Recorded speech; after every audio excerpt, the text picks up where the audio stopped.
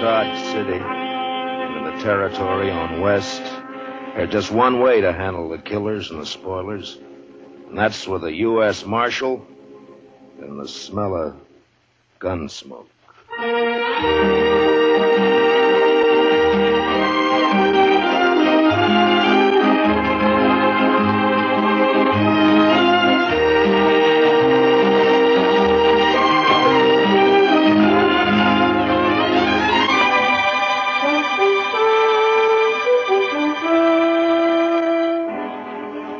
Gunsmoke, the story of the violence that moved west with young America. The story of a man who moved with it. Matt Dillon, United States Marshal.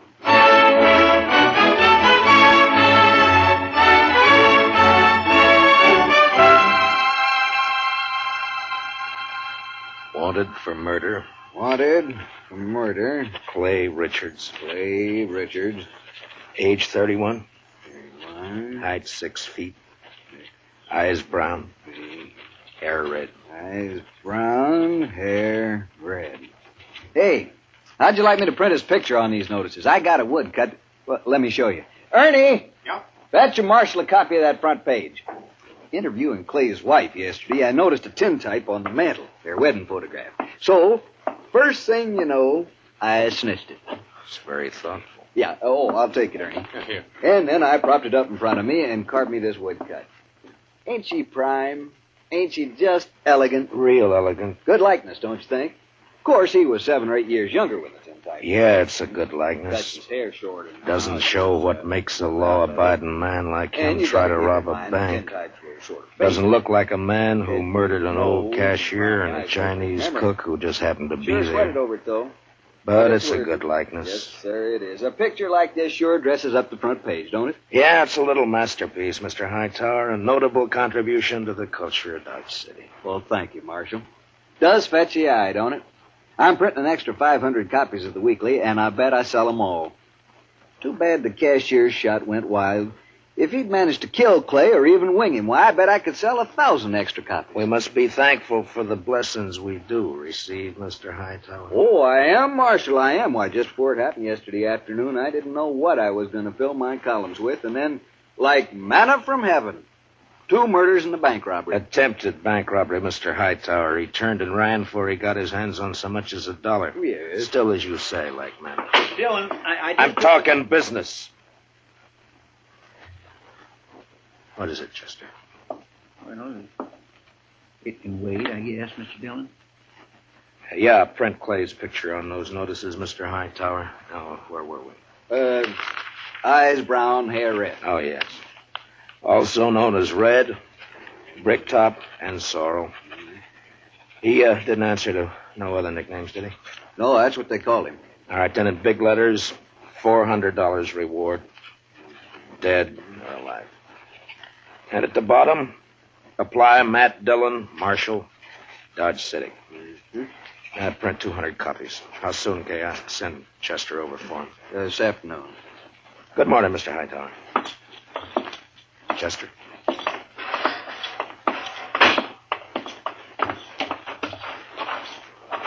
Think those posters will do any good? Richards is probably over the line into Oklahoma or Colorado by now.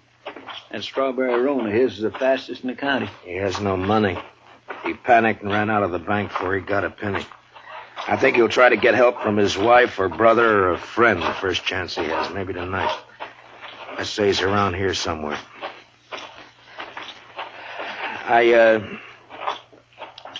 I'm sorry I turned on you like that, Chester. Why, that's all right, Mr. Dillon. Out all night with a posse, no sleep, man's bound to get touchy. No, it's not that. It's the way... It's the way people use a thing like this. The men riding posse last night, they enjoyed it as though they were hunting fox or possum. Hightower back there, he acts like it was a birthday treat, specially gotten up for him. Everybody finds a way to use it. What was it you wanted to tell me? Oh, I got a kid, a little boy, locked up in the cell. He run away from home back in Cottonwood. Ed Slade turned him over to me when he come through on the stagecoach just now. Kid about 12 years old. Whose is he? Widow woman. Miss Bonnie, she runs a boarding house in Cottonwood. Ed says kid's always running away a little wild, I guess.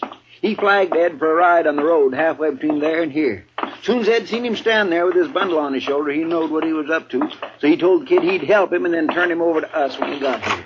All right, we'll send a telegram to the mother to come fetch you. Well, come on in, Chester, and shut the door. Mr. Dillon? You're letting in every horse fly in Kansas. Mr. Dillon, I think you better cancel the order for them notices. What? The Dutchman's coming up the street, and he's leading a strawberry roan, and Clay Richards is draped across his back. Like a sack of wheat across the saddle. Last time I saw him, 2 days ago, he was standing at the bar laughing his head off. A sack of wheat across the saddle. And followed by half the saloon bums and loafers in town. All right, Chester, make him keep back. All right, now stand back, you fellas. Come on now, back. Stand back. Zeigler? How'd it happen, Zeigler? My goat, my old billy goat, he pushes open the fence last night and runs away. Forget your goat. What about Clay? Yeah, I tell you. This morning I go to look for the goat. I walk here, there. Near the river, I see Clay. He sits there. I say, hello, Clay. Wie geht's? You dirty Dutchman. You no good dog. Clay was your best friend. He helped you buy your farm, so you kill him for your All right, all of you. Keep back, everybody. Clay? Me? No, my brother, he was like... We was in the war together. Peter, listen. You killed him for the war. Not so. I killed nobody. Not since Gettysburg. Clay is dead already when I find him. I don't even own a pistol. Zeigler, inside, quick. Yeah. Chester, give me a hand with Clay. All right, all of you. Listening. Shut up! I will not tolerate a disturbance. You know me. I got him, Chester. Take his leg.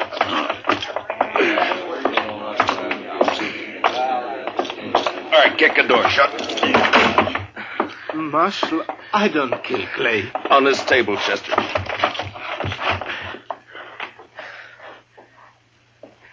What'd you do with Clay's gun? His holster's empty. Gun? Clay's? I ain't got it. I don't even own one. Chester, see if it slipped out. His holster was empty coming up the street. First thing I noticed. Maybe it's over on the... Another customer? Why, that's 3 in less than a day. Oh, bountiful harvest. My fees this month will keep me in luxury. In luxury. Doc, I want to have an inquest as soon as possible. Well, as soon as I finish the autopsy, shouldn't take long with the practice I've had this week, huh? No. Late afternoon all right with you? I'll take him up to my office right now. No, thank you, Chester. I can carry him all by myself here. You just open the door there like a good fella and... Yeah, Marshal, tell the city fathers I'd like to make a deal when the corpses are as famous as this one. Back in 53 in San Francisco, a fellow I knew earned a fortune exhibiting the head of Joaquin Murrieta. Tell them if they'll let me keep the remains, I'll do the autopsies for nothing. Shut the door, Chester. Zeigler, where is it you met Clay on the river? By the ford. This side by the ford. Ride out there, Chester, and see if you can find Clay's gun. Maybe he dropped it when he was shot. I did not shoot Clay. Sure. I did not. I had no reason to. I did not. Now, you listen to me. Maybe you think Dodge has got so big I don't know about everything that goes on here. Well, if you do, you're wrong. If you think I don't know about the bank having an overdue mortgage on your farm, you're wrong. $400 is reason enough for a struggling farmer like you. No. Could not do such a thing. I am a human being. To a peace officer, Zeigler, that's enough grounds for suspicion. But whether you did it or not will be decided at your trial. In the meantime, you just stop yammering about it. Trial? Me? Even when I shoot somebody, I stand trial. If they find it's justifiable homicide, and they probably will, Clay being a wanted man, then they'll let you off. And if not... Please, I am permitted to go now. Go. Are you crazy? My farm, the stock, I must look after it. You sit right down. You want to be lynched? You're trying to get yourself murdered? Have you forgotten about Clay's brother, Adam? Adam would not believe I shot him. What difference does it make whether he believes it or not? His brother's been killed. Everybody's looking to him to do something about it, and he knows it. You want me to guess where he is right this minute? He's in one of them saloons, lapping up courage to come in here and ask me to give you to him for a present. You want to know who's with him? Every loafer, every bum, every slob in town. Slapping him on the back and telling him what a shame it is. Taking him on to kill you so that they can have some excitement and some fun. Well, maybe you deserve killing, but it's my job to uphold the law, and I'm not letting you out of here. What? I tell You might that- spend your time trying to think up a better story. That is, if you intend to stay in this town. All right, now think back. Didn't Clay go for his gun before you shot him? I tell you, I didn't. If I'm not under arrest, you have no right to keep me here. I got to look after my farm. I go. All right, Chester, lock him up. Yes, sir, Mr. Dillon. Come on now, Zeigler. Step out, Sonny. This cage is bespoke. Who's in there, Chester? That little old runaway from Cottonwood? Oh. Yeah, come over here, son. Come over here to me. I know who you are. You do you? You bet. You're Matt Dillon. Guilty. I knowed you right off. You just pointed out to me one day back home. Filler says you was the fastest gun thrower in Kansas. Wyatt Earp wouldn't be awful interested to hear that, I'm afraid. Filler says you was faster than Older. Faster than Wild Bill Hickok in Hayes City and Fat Masterson or any of them. How many fellas have you killed? You don't keep score, son. It's something you try to forget. Not me. Someday I'll be famous like you, and for every filler I kill, I'll put a notch on my gun. People will see those notches, and they'll know they better not try. Why'd you run away from home, bub? Don't you know your mother's likely to worry about you? Oh, she won't worry. She's too busy working. You ain't gonna make me go back, are you? You wouldn't do that, would you? Well... Because it wouldn't stop me for long. I'd only run away again. Oh, where are you off to in such a sweat? Oh, Texas, California, Mexico. A fellow can accomplish things there, not like living in old Cottonwood. If you let me go, someday when I'm famous, you can tell people you helped get me started. Well, that's a pretty strong inducement. I'll have to think about it for a while. And, look, while I'm making up my mind, I want you to give me your word. Word of a man who'll be famous someday that he won't try to run away from me. Otherwise, I'll have to have Chester lock you up again. Oh, I'll shake on that. Good. Chester, I want you to go look for Clay's gun. Yes, sir, Mr. Dillon. And on the way, stop off and send that telegram. You know? Hmm? Oh, that telegram. Yes, sir, Mr. Dillon. I'll Where's do that Zeigler? right. It's all right, Chester. Go ahead. Yes, sir, Mr. Dillon. Where's that murdering dog? Oh, there you are, you... Not a single step further, Adam. I want him, Dillon. He murdered Clay, shot him down without giving him a chance. How do you know? Because Clay wouldn't have let anyone catch him off guard except a friend. A friend. And now, Dillon, give me that Dutchman. Try to take him. It's like that? It's like that. And it's true what the fellas say. You made a deal with the Dutchman to give him the reward and to protect him if he'd kill Clay for you. That was the deal, was it? Yeah. The fellas say why I'd make such a deal?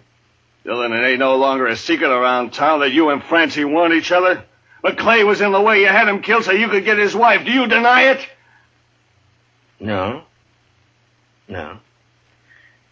It'll serve as well as any other crazy story to work you up. You think you're safe behind that star, don't you? Well, Clay had friends, lots of them. I'm coming back with them friends, and we'll get the Dutchman and you and anyone else who tries to stop us. All right, Adam. I'll be waiting. Yeah. You wait.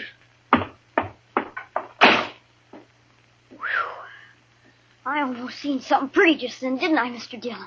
Yeah, almost. About another pint of whiskey ought to do it.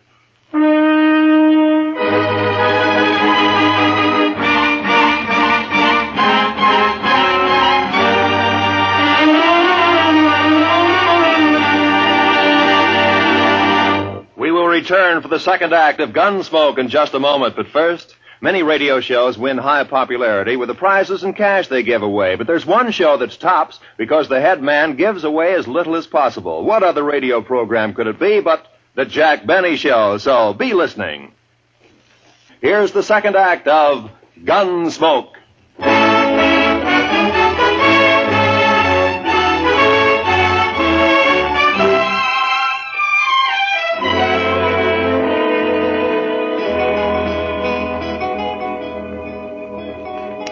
Son? You say something, Mr. Dillon? Yeah, open that drawer in front of you there. You'll find a small bottle of oil in there. No, the one to the right there. Yeah, that's it. Now, bring a little brush, too, huh? Here it is. Thanks, bub. It's a right nice gun you have. Yeah, it's not bad, but a little stiff. Just a little stiff. Don't it have a trigger? I never seen no gun without a trigger before. Oh, you remove a trigger or tie it back against a guard. And all you have to do is thumb a hammer. Yeah, like that. It's faster. Yeah, that's better now. Remove the trigger. I'll remember that. What in the world for? Well, I remember everything you told me. About the Texas holster and the spring holster and the double roll and filing off the sight. It's just me, Mr. Dillon. Oh, any luck, Chester? No, sir, not any. I went to the store first and asked Mr. Denton what kind of ammunition Clay Richards used to buy, and he told me Clay had a double-action .44. I scoured that riverbank a half-mile each way from the ford, and not a sign of it. Yeah. I got that telegram off. You know who ought to be here pretty soon. It's only 7-8 miles from... Is that fire in town? Funeral services for Mr. Grinnell, the cashier. So soon? It's awful hot weather. Yeah. Any of your guns need oiling, Chester? I don't think so. You sure? When Adam left, he said he'd be coming back with some friends. I know. I stopped at the Oliver Gantry just now to rinse out my mouth. Adam was there talking mighty ugly and mighty big. He's got a sizable following. When do you think? Any minute now, Mr. Dillon. Want me to take Bob out of here to one of the hotels, maybe? I want to see No, it. I think you'll be safer here, Chester, behind stone walls and dodging about the streets rubbernecking. You keep your head down, Sonny. You hear? There's a... Matt, I gotta talk to you.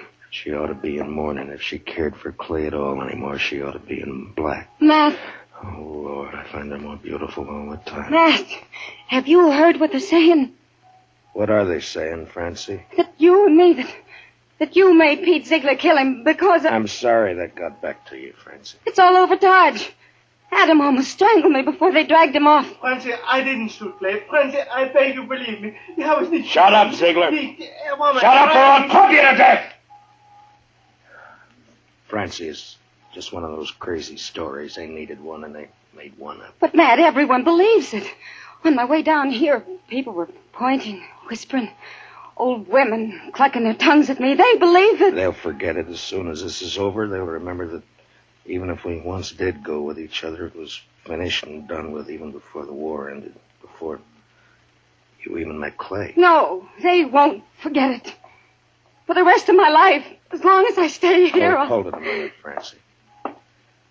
Yeah, Doc, what is it? Oh, am I interrupted? What is it, Doc? Our Topsy's finished. I examined his liver and lights his... This is Mrs. Richards, Doc. Oh, I beg your pardon, ma'am. I'm sure I meant no disrespect for the departed. Well, Clay was shot all right, but from the nature of the wound and the coagulation of the blood, I'd say it happened sometime yesterday.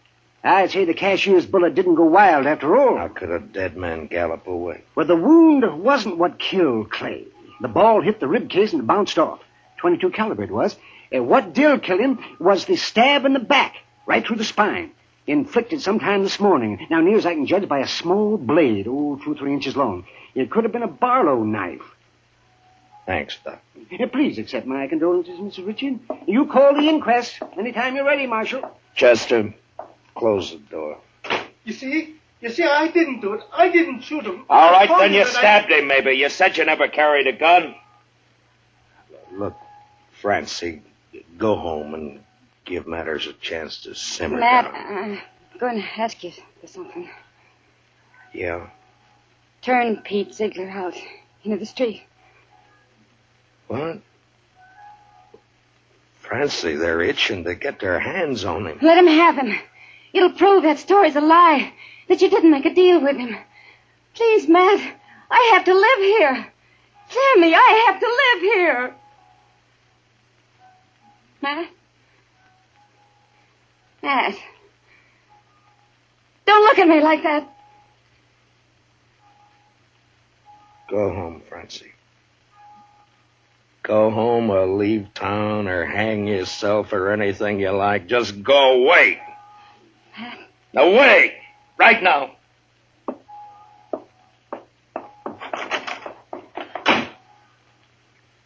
I bought me a bottle at the Alafragans, Mr. Dillon. Would you care for a drink? No. Guess the funeral's over. There'll be others. Funny. No, I missed that bell. Awful quiet, ain't it? It's just what? Just about on schedule. Are you ready, Chester? Yes, sir, Mr. Dillon. I'd use a shotgun if I were you. It's more effective when there's a mob to be dealt with. Oh, yes, sir, I aim to. Zeigler, and you too, son. If trouble starts, lie down flat on the floor and keep your head down all the time. Don't gawk to see what's happening. You understand me? Yes, sir, Mr. Dillon. All right. Dillon! Come on, Dillon! Come on! Chester, I want you to stand here in the doorway after I go out, where you can cover the back door and me at the same time. Yes, sir, Mr. Dillon. All right, Chester. Open the door. Come on now. It's my duty to warn all of you that you're in the breach of the peace. I've sworn to uphold the law. I've killed men in order to do it, and I'm prepared to do so again. Give us a Dutchman, Dillon. Men! I ask you to be sensible and to leave quietly. But if you refuse to listen to reason, if you insist upon being fools, if you've already decided to act like wolves instead of humans, then there's nothing I can say to make you change your minds. The Dutchman. All right, you won't beat a Zeigler? Well, he's not more than 20 feet behind me, so come on and get him, any of you. One at a time or all at once. Come on. Which one of you wants to die first? You? You, Adam? Well, what do you say, Adam? You let him here. Don't let this star on my coat stop you. Come on. There, I'm not wearing it now. Well, come on, draw, Adam, draw.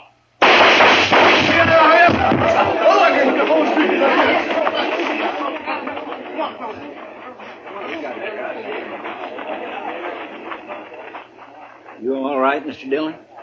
Yeah. Get his gun. Man alive, I couldn't even see your hand move. Marshal! Oh, don't tell me. Don't tell Doc, me. you make one single funny remark and I'll knock you down. You just take him to your office and get to work. Well, I never do mean to offend, Marshal. In my line of work, well, bodies, they're just so much lumber. Make all the jokes about him you please, but not to me and not in my hearing. In my line of work, there's nothing humorous about death. Give him a hand, Chester. No, I can handle it, Marshal. Thank you. Just the same. Can you direct me to the marshal's office? Yes, ma'am, right here. I'm Marshal Dillon. Well, I left Cottonwood as soon as I got your telegram. I'm Miss Bonnie. Where's my boy? Oh, we have him, ma'am, safe and sound. Here, let me help you down. Hitch that horse, Chester. Right this way, ma'am. Oh, I'm so sorry he put you to all that trouble, Marshal. The truth of the matter is he is a wild one and no mistake. Takes after his father, one scrape after another. He was no trouble at all. I enjoy children. I like to have them around. Bob, your ma's here. Son? Chester, where's the boy? Did you let him slip past you? No, sir, Mr. Dillon. He never got past me. Look, the back door's open. He seen me and he hightailed it, the devil. We'll round him up for you, ma'am. Don't worry. Oh, I don't know why I bother hauling him back. If he's run away once, he's run away 1,000 times. This time he ran because I wouldn't buy him a gun. He wanted a real one. That boy's just gun crazy, I swear. I got him a nice Barlow knife instead. Barlow I knife? reckon it didn't signify, and off he runs. Barlow knife? The kid. Chester, find that kid. Marshal, has he done something bad with it? I told him to use it careful. He promised he'd use it careful. No, never mind, Chester. He's got Clay's strawberry roan. We'd never catch up to him. Oh, I try to bring him up right. I tell him to be good, but he don't listen. He just don't listen. Now, calm yourself, ma'am. Just calm yourself. Here's your little bundle, Mr. Dillon. What? Yeah, give it to me. That's pretty heavy. Here, you're better at knots than I am. Open it, will you? From the moment he was born, he's been nothing but tribulation to me. Now, please, ma'am.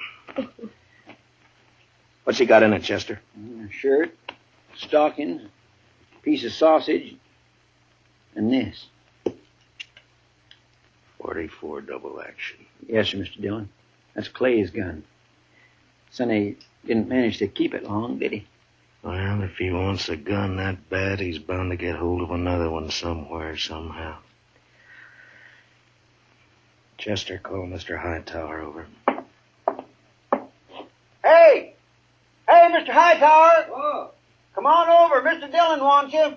Marshal, could I have please a drink of water? What? Oh, Zeigler, I forgot all about you. Chester, where are the keys? Yeah, right there on the desk.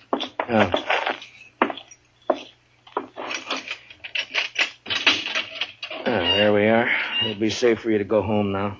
I can go back by the farm. Yeah, that's right. I'll send for you for the trial. Oh, danke schön. Danke schön. Watch where you're going, you dumb... Excuse me. Bitte. Yes, Marshal. Mr. Hightower, it appears that we can do business after all. Get some paper and a pencil. I want some notices printed. Fire away. Wanted for murder. Wanted for murder. What's the boy's name? Bonnie. William Bonnie. William Bonnie. William Bonnie. Age 12. Height about 5 feet. Hair light, eyes blue. Mm-hmm. I don't suppose he's known by any other name.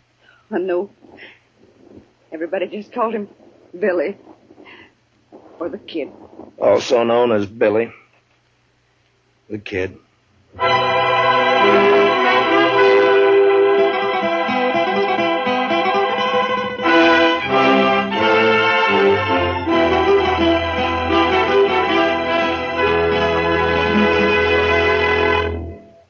Gunsmoke, under the direction of Norman MacDonald, stars William Conrad as Matt Dillon, U.S. Marshal. Tonight's story was specially written for Gunsmoke by Walter Newman, with music composed and conducted by Rex Corey.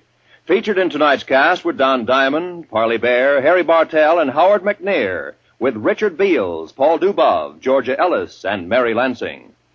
Join us again next week as Matt Dillon, U.S. Marshal, fights to bring law and order out of the wild violence of the West in Gunsmoke.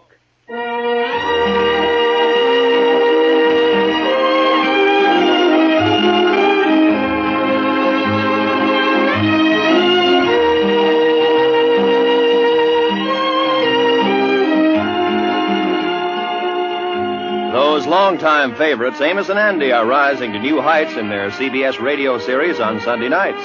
Heard on most of these same stations, Amos and Andy find trouble as constantly as ever and make it just as funny and as human as they have for more than 20 years. Be sure to hear Amos and Andy this Sunday, won't you? Right after the Jack Benny Show. This is Roy Rowan speaking. And remember, there's fast, funny quizzing on The Bob Hawk Show every Monday evening. This is the CBS Radio Network.